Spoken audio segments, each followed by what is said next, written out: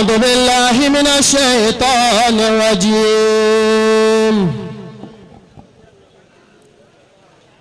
بسم الله الرحمن الرحيم. تبارك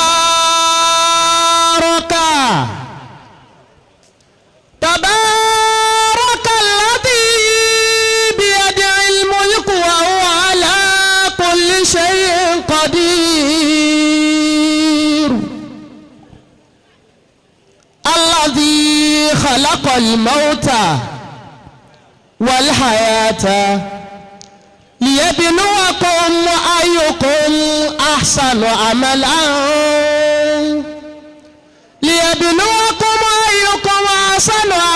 وهو العزيز الغفور.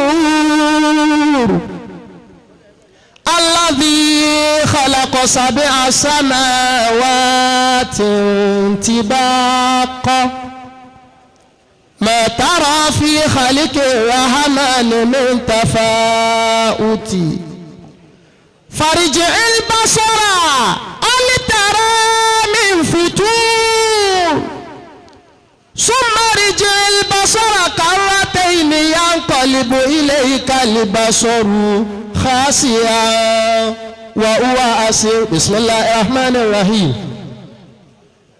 ولنبلونكم بشيء من الخوف والجوع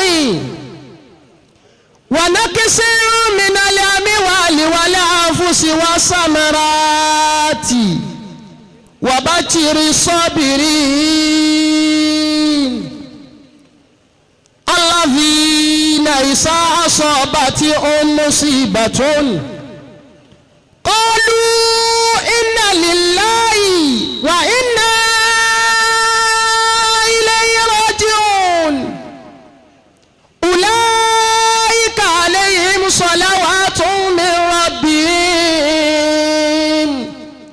وأولئك هم المهتدون. يا أيتها النفس المطمئنة يا أيتها النفس المطمئنة ارجعي إلى ربك راضية مرضية فادخلي في عبادي وادخلي جنتي. صدق الله العلي العظيم.